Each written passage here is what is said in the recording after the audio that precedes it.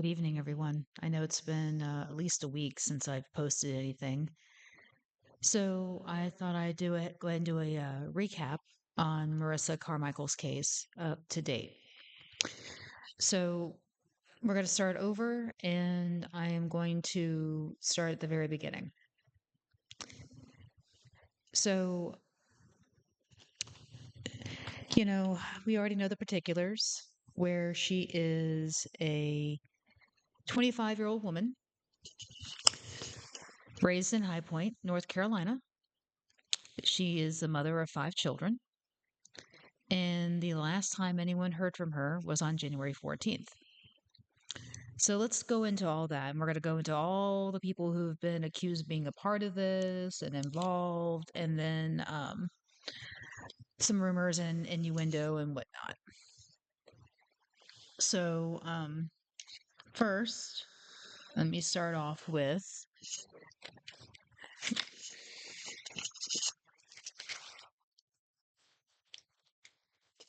sorry about that.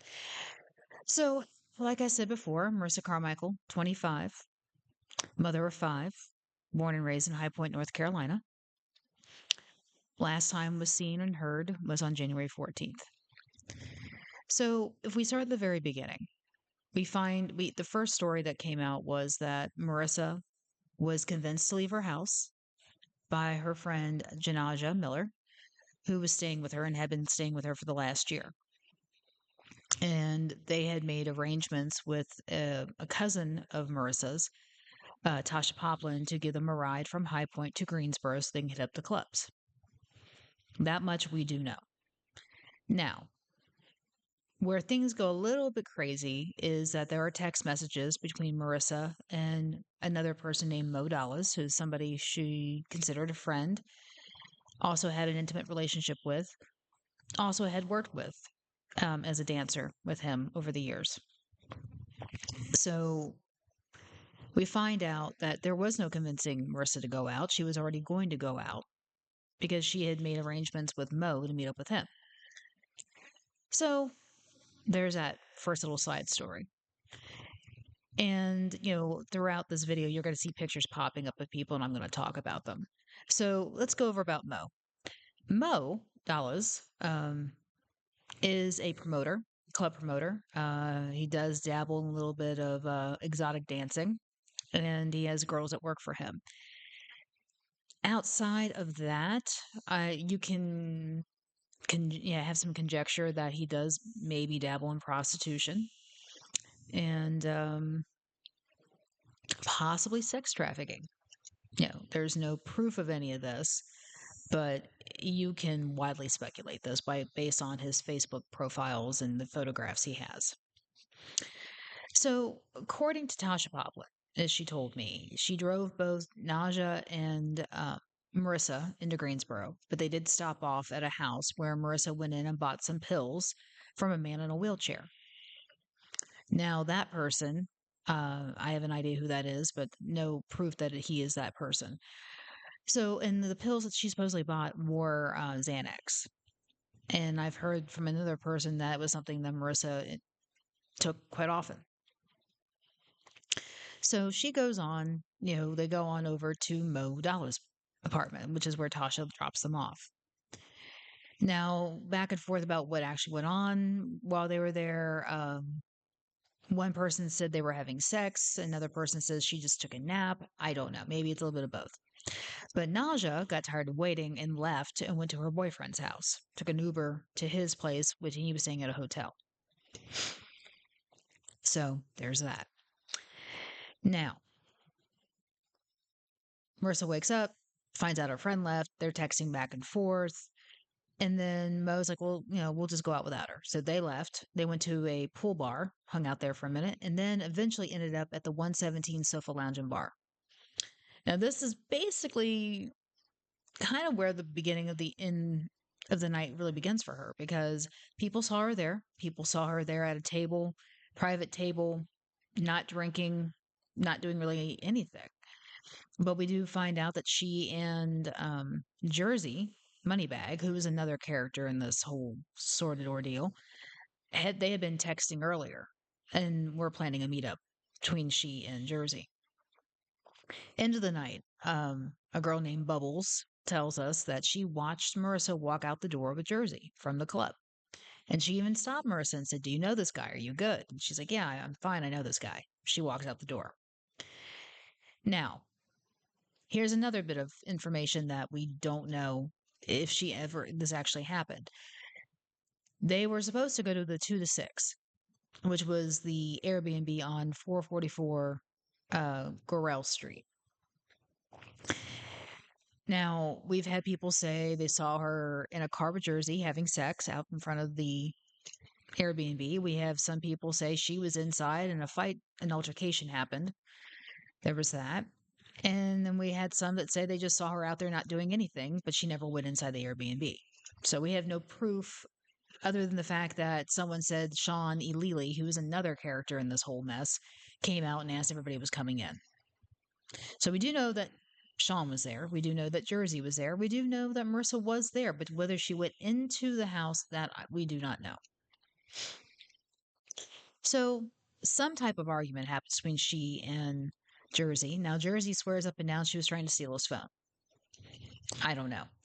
But he takes her over to the Exxon and drops her off, throws her stuff out, keeps her phone, abandons her at the Exxon, where she walks in, makes a 911 call, which we've heard multiple times, and says, "Okay, someone stole my phone.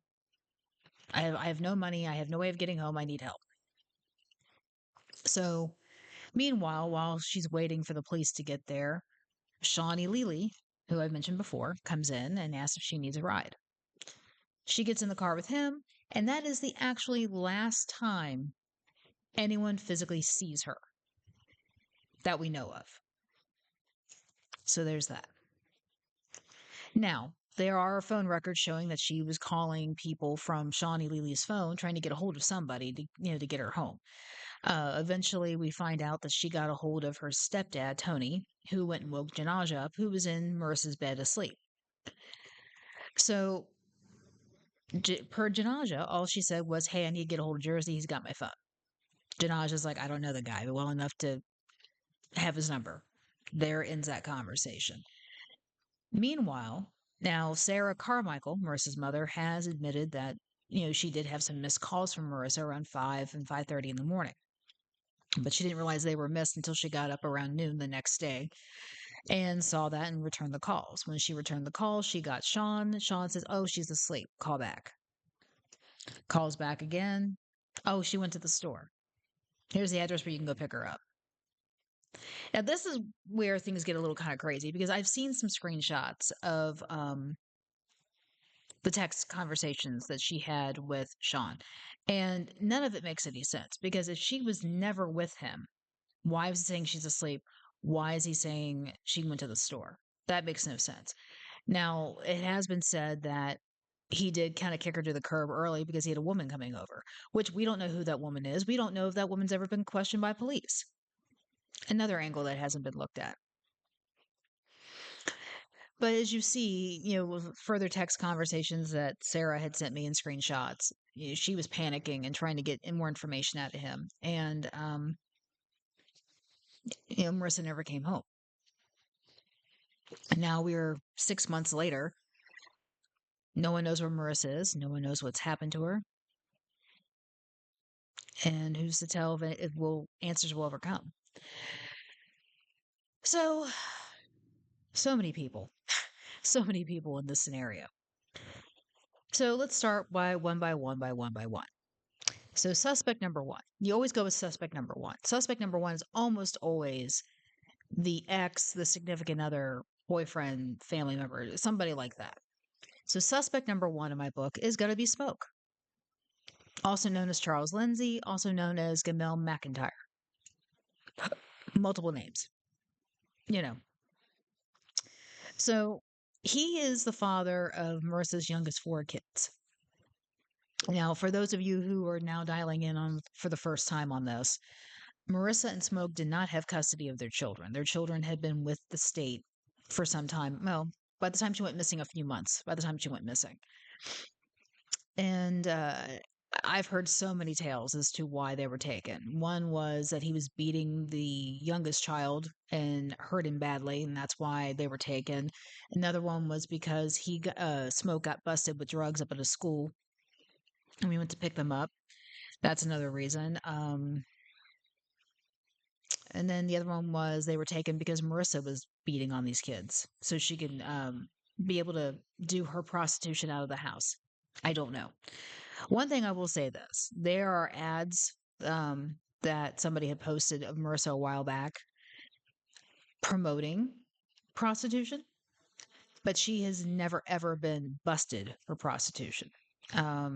She was oh god, she was arrested for um, marijuana mostly, some traffic stuff, but never prostitution, never sex trafficking, never dealing. So there's that. But you don't have to have a conviction to have been in that life. So keep that and marinate on that a little bit. So back on Smoke. So what we know about Smoke is that he's greatly older than Marissa. He's in his early 40s. She was 25. And if we go back to the timeline of their relationship, Marissa was involved with another guy named John White, who happened to be very good, like best friends with Smoke. John White and Marissa had an altercation, and a few hours later, John White was shot dead. Now, the people who shot him have gone to jail, but there has always been some conjecture that that argument between she and John is what caused his demise. So I don't know. But the running idea is that the two men that knocked on the door and shot him was it was a robbery gone wrong. That's the conjecture on that. So there's that. Um, hmm. I mean, if you look at Smoke's criminal history, there's a lot of domestic violence, there's animal abuse, child abuse, drugs. It doesn't paint a good picture. It just doesn't. And I've seen some screenshots where Sarah Carmichael is trying to defend this guy, and only she can answer as to why she's doing that. I know one thing I saw was, yeah, they may have fought, but you never saw how much he loved her. Blah blah blah blah blah. I get that, you know, but it just does not say that they had a great relationship. It just doesn't. I mean, when you have people saying, well, he stated in front of everyone that he hated her and that, and she's even stated, if anything happens to me, he did it. These kind of things just never paint a good picture of any relationship when you hear these type of things. So, like I said, number one suspect in my book is Smoke. I do know that he met up with her and gave her money. And this is per a text that Sarah had out there. So who's to say he didn't lose it and go too far? No one knows. Now, our next person that's been suspected in this, Sean E. Lely. So Sean is ex-military. Sean also did some federal time for what I do not know. And he is the last person to have been physically seen with Marissa.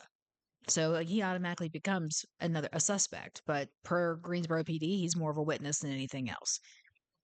Now, if that's honestly how they feel, all right. But it's also a possibility they're saying that just to, I don't know, keep him under watch. They're just saying that maybe he'll relax and trip up something. I don't know. Now, Sean's phone number that Sarah has, as she has him listed in her phone book as bitch ass kidnapper. But that phone number, if you put it into Google, it comes up with a lot of escort ads. So this tends to tell me that he was a pimp. You know, I know sometimes our servicemen have a hard time finding employment after they leave the military, but I don't know if pimping needs to be the way to go. So that is what we have on Sean E. Lely. Now, there has been some conjecture by a podcaster named AJ Always Something that tried to say that this Sean E. Lely, and I are in a romantic relationship. That is so not true. I've never met this man. No idea. I've seen his picture, but that's about as far as it goes. And that she actually extrapolated that because my late husband had done some time in Ohio, and that's also where Shawnee Lely did his federal time, that of course they knew each other. So let's break that down again. When my late husband did his time in Ohio, he was 19 years old. This would have been 1991, give or take. Let's see. If Antoine was still alive, he would be turning 52 this year, which, and I know Shawnee Lely is like 45, so that's 7 years between them. So if Antoine was 19 when he went away, that means Sean was 12. So there you go. And so there's no way those two could have ever met. So furthermore, I'm not dating Shawnee Lely, and no, my late husband did not know him. But he is a suspect simply because he picked up Marissa and took her for a ride. That's the long and short of it. He was also at the Airbnb. He also has ties to Mo Dollars and they work together. So there's a lot of things going on there. So we keep talking about him. Let's bring him up. Mo Dollars. Now with him, there's a lot to say about him, but there's not a lot to say. You know, he's a businessman.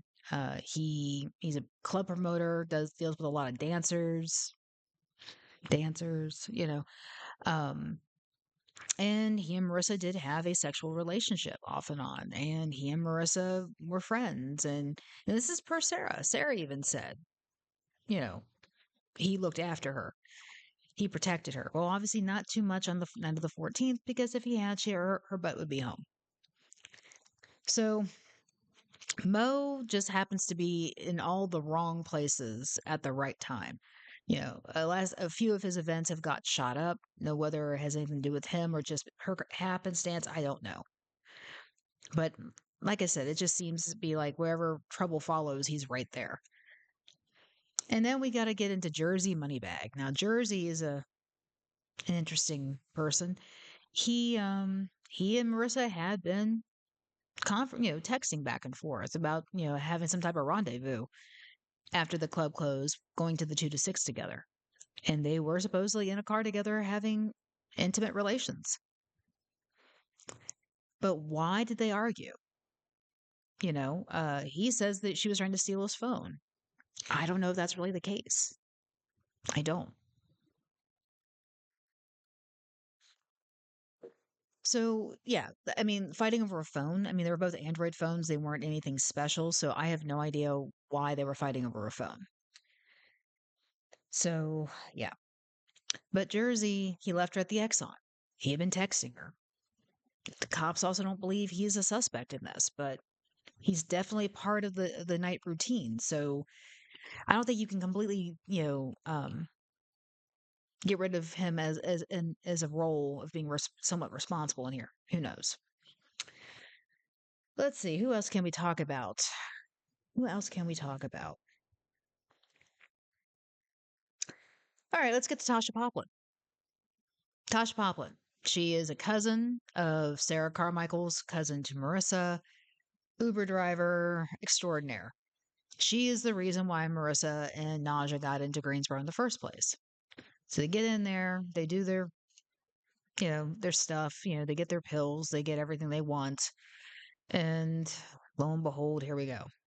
Everything is now where we're at. Um,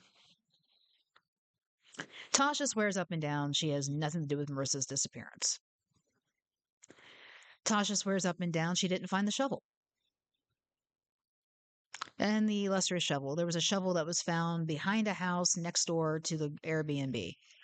Police have said there's no blood on it. It was rust. I don't know.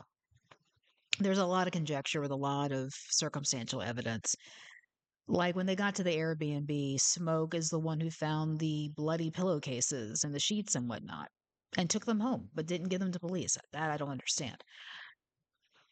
And when Smoke got to the search that first day, he rode in with Tasha. There has been some speculation that Tasha and Smoke are sleeping together. I've not seen any proof of this, but hey, speculate away. Now, Tasha seems to have a thing with her ex, Victor. On again, off again ex. They're constantly, constantly going at it. And 1 week they're in love, 1 week they hate each other, they have restraining orders. It's a whole thing. I do know they have a child together. And yeah, it's chaos. It's constant chaos. But she is somebody that has been put into a speculative theory that she was part of a cover up. Smoke hired her to trail Marissa and report on her whereabouts, and that's how he knew where to find her that night. There's also, Tasha was the one who took Marissa to the drug dealer. Tasha was the one who brought Smoke to the search. She, had the shovel. Whether she found it or it was given to her, I have no idea. Lots of things. Lots of things. Tasha also seems to have just really bad taste in men. You know, I'm not sure how else to explain that. And then there's also been the theory that she was there at Smoke's house watching them pack Marissa's body into a deep freezer and her chest freezer and throw it in the river. I don't know. There's that. Then you have to look at Tasha. You got to look at Victor. Victor is the ex boyfriend and ex baby daddy of Tasha Poplin. They have one child together. On again, off again, very tumultuous, very aggressive relationship. And with that, he posted on Facebook very beginning. I guess they had fallen out at that moment. And he had posted that Tasha knows where the body is, knows where her body is. That's what he posted. And so, of course, people were like, what the heck's going on? You know, how how is it that we don't know who this guy is? And, how does he know where the body is? Or how does she know? How does he know that she knows? Which means if she knows, then he knows because they're together. That's, you go from there. And Victor's been threatened, and Victor's been told he's going to get arrested, and it's all kinds of craziness. And it's like, I don't know. I guess I don't know if the Victor Tasha angle even plays anymore.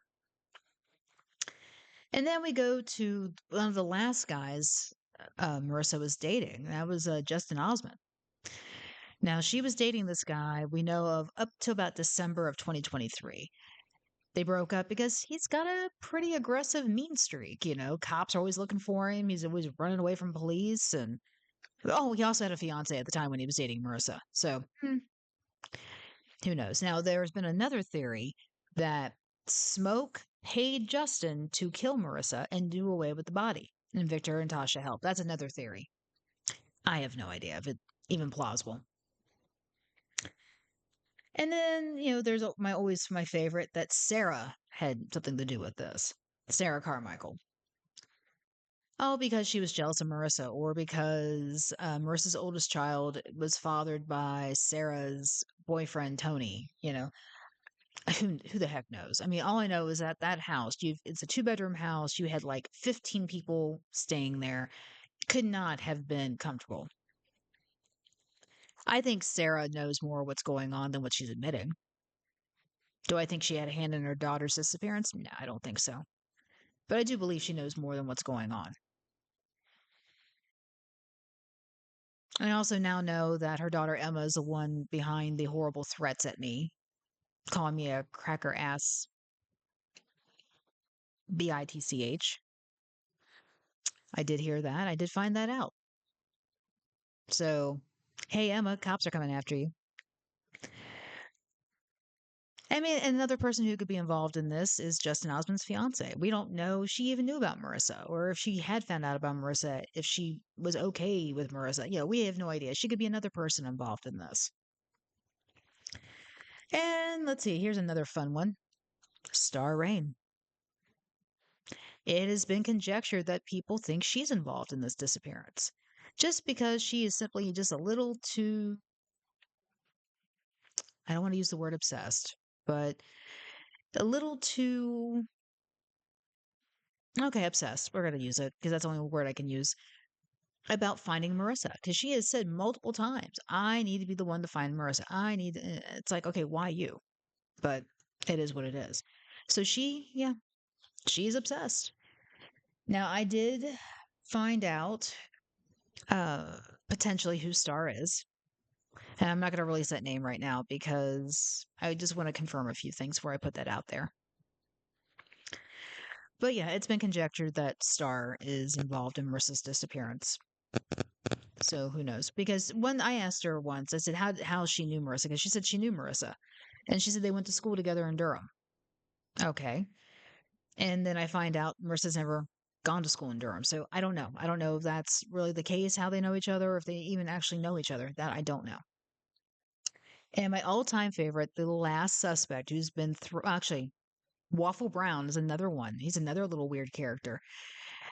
He was posting all over Facebook saying she got pictures of Marissa saying she got what she deserved. What the hell does that mean? Nor has he ever explained that. I don't know if he's even been questioned, which I would love to question that dude. Um. Oh yeah, and then there's me. Yeah, I've been accused of being involved in Marissa's disappearance. Yep, good old me. Don't know Marissa, never met Marissa, but I'm involved. Oh, let's see. I'm also involved in killing my husband. Yep, I did that too. Oh, I gotta love Star's crackpot theories. Yeah, she got mad at me and said my kids hated me because I killed my husband. I killed my husband. I'm a murderer. I killed Marissa. I'm involved in Marissa's disappearance. Blah blah blah blah blah. So yeah, there's all that. But yeah. So I think that's gonna do it for tonight. These are the theories. These are the conjectures. Oh, I forgot about Jay Daniels. Oh, goodness, I forgot about him. Jay freaking Daniels. Also, Jerome Felipe is a former NYPD detective. Left the force under some speculation. I'm not sure. Uh, got arrested in DC for something entirely different. Supposedly, he was looking for a serial killer and he had a fake ID. I don't know. Some things that just transpired. But he's obsessed with this Marissa case. I will say this because he contacted me about a month ago, sent me a message on Facebook Messenger saying hi. And I'm like, at 1:30 in the morning, who does that? And then he called me and we talked for a minute and he gave me a rundown about his history. I was a cop and I did this and I went out because of domestic violence and it ended up being not true and yada, yada, yada, yada, all this stuff. And I asked him, I said, how did you hear about this? Because at the time he was in Michigan. And he's like, well, I was tracking a guy. Actually, no, I take that back. He was in Greenville, North Carolina. And he goes, I was tracking a guy through Lumberton and I saw a flyer for her. Lumberton, that's pretty far away. That's like 3 hours. So I thought that was a little odd. But, and he said, I've spent $7,000 of my own money trying to track her down on the sex trafficking thing, which is the theory that Sarah keeps putting out there that she believes her daughter has been kidnapped and being held against her will. Anything is possible, but I really don't think that's what it is. I really don't think Marissa's no longer present. And I keep saying that, and people are going to get mad at me, but I really don't think she's present anymore. So, sex trafficking, drug trafficking, all kinds of trafficking. But back to Jay Daniels, aka Jerome Felipe.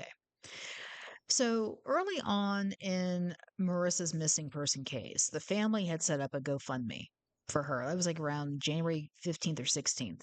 She went missing on the 14th. They had set it up for the 15th or 16th to be able to hire a private investigator. Meanwhile, right around Valentine's Day, another GoFundMe is set up, and that is by a Jerome Felipe. Now, here's my thing. We know Jerome Felipe and Jay Daniels are the same person. Why are you telling people you did not get involved in this case? You didn't even hear about this case until March, but you set up a GoFundMe in February. Hmm? It makes no sense.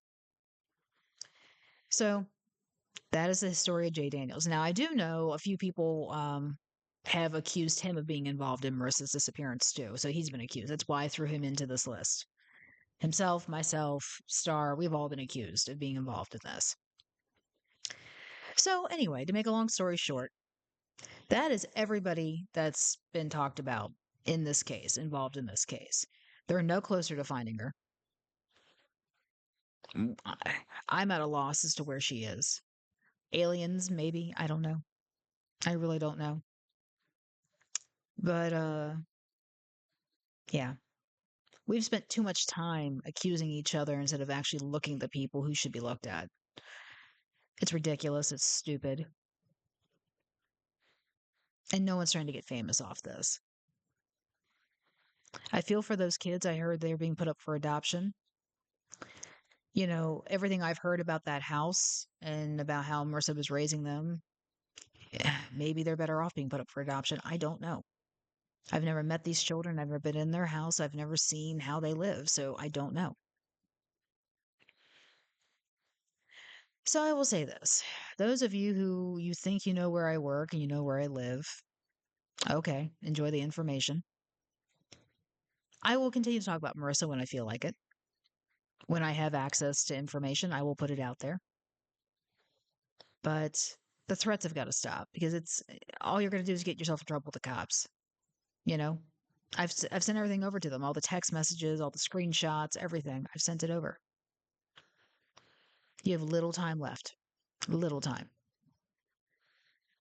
Because if you threaten me again, I mean, it's simple. You're going to get arrested. So on that note, I'm going to say my outgoing things. Be weird, be rude, be safe. Because you're weird and rude, you won't get taken. I truly believe it. And go to my channel, Red True Crime on YouTube. I have a Facebook page. I have a TikTok and Instagram. I have all the fun stuff. So this stuff will be put out there everywhere.